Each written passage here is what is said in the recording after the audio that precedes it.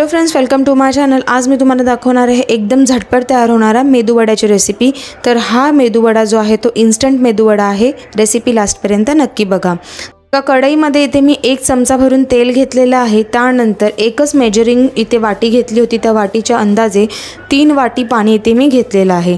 तर 3 वाटी पाण्यामध्ये इथे मी 1 चमचा भरून जिरं टाकून घेतलं, थोडीशी बारीक चिरलेली कोथिंबीर टाकून घेतली, 5 ते 6 हिरव्या मिरच्यांना कट करून त्या टाकून घेतल्या आणि चवीनुसार मीठ टाकून घेतले। सर्व जिन्नस एकदा क्विकली स्टर करून घेतले। मग कढईवरती झाकण ठेवले, पाण्याला बॉईल येण्याची वाट बघितली। आता पाण्याला जशी हळूहळू थोडीशी उकळ आली ना, तेव्हा मी त्याच्यामध्ये ज्या वाटीने पाणी घेतलं होतं त्याच वाटीने 2 वाटी बारीक रवा घेतलेला आहे। जो रवा आपण उपमा बनवायला वापरतो तो रवाच घ्यायचा आहे। एका हाताने मी थोडा थोडा करून रवा टाकून घेतला आणि दुसऱ्या हातामध्ये मी स्पॅच्युला ठेवलेला, त्याच्याने मी हा रवा पाण्यामध्ये मिक्स करत होती, जेणेकरून रव्यामध्ये गुठळ्या होणार नाही। मी वाटीचं मेजरमेंट तुम्हाला इथे स्क्रीनवरती दाखवलेलं आहे। आता व्यवस्थितपणे गॅसची फ्लेम स्लो ठेवायची आहे आणि रवा पाण्याचं जे हे मिश्रण आहे त्याला व्यवस्थितपणे असं मिक्स करून घ्यायचं आहे।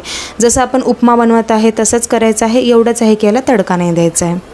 रव्याचं मिश्रण पूर्ण घट्टसर झालं की कढईवरती झाकण ठेवले। 1-3 मिनिटासाठी गॅसची फ्लेम स्लो ठेवली। 3 मिनिटानंतर मी कढईवरचे झाकण काढले। पुन्हा एकदा या डोला मिक्स करून घेतले, गॅसची फ्लेम बंद केली आणि हे डो जो आहे ना तो झाकून ठेवला। 5 मिनिटांसाठी याला झाकून ठेवलं। 5 मिनिटानंतर मी याला एका प्लेटमध्ये इथे काढून घेतलेलं आहे। आता हे सर्व मिश्रण खूप गरम होतं, त्यामुळे स्पॅच्युलाच्या मदतीने ह्याला एकदा मिक्स करून घेतलं। त्याच्यानंतर हलक्या हाताने मी याला थोडं मिक्स करत गेली, म्हणजे जसं मळून घ्यायचं आहे। डोला मी हलक्या हाताने थोडंसं मळून घेतलं आणि त्यानंतर याच्यावरती मी एक बारीक चिरलेला कांदा टाकून घेतला। कांदा इथे टोटली ऑप्शनल आहे, टाकायचं तर टाकू शकता, अदरवाईज स्किप करू शकता। त्यानंतर कढीपत्ता आणि कोथिंबीर बारीक चिरलेली टाकून घेतली। सर्व जिन्नसला आता व्यवस्थितपणे एकजीव करून घेतलं। ह्याच्यामध्ये मिठाऐवजी दुसरं काही जाणार नाही, स्पायसेसमध्ये फक्त हिरवी मिरची जाईल। जर का तुम्हाला हवं असेल तर तुम्ही चिली फ्लेक्ससुद्धा टाकू शकता। सर्व मिश्रण 5 मिनिटं व्यवस्थित मळून घेतल्यानंतर मी आता हाताला तेल लावून घेतले आणि मिश्रणामधला छोटासा पोर्शन घेतला, त्याचा एक बॉल तयार करून घेतला। तुम्ही बघू शकता स्क्रीनवरती कसा बॉल तयार करते। आणि त्याच्यानंतर त्याला टिक्कीचा शेप देत गेली मी। चांगला टिक्कीचा शेप दिल्यानंतर बरोबर सेंटरला म्हणजेच मध्यभागी मी ते एक होल पाडून घेतला दोन्ही साईडून। तर तुम्ही बघू शकता एक मेदूवड्याचा छान इथे आकार तयार झाला। आता हा जो मेदूवडा आहे ना तो दिसायला एकदम मस्त दिसतोय, सुंदर दिसतोय, तसंच तो खाण्यामध्ये सुद्धा एकदम मस्त तयार झालेला होता। आता मी हा एक मेदूवडा तयार केला, तुम्हाला दुसरा देखील तयार करून दाखवते।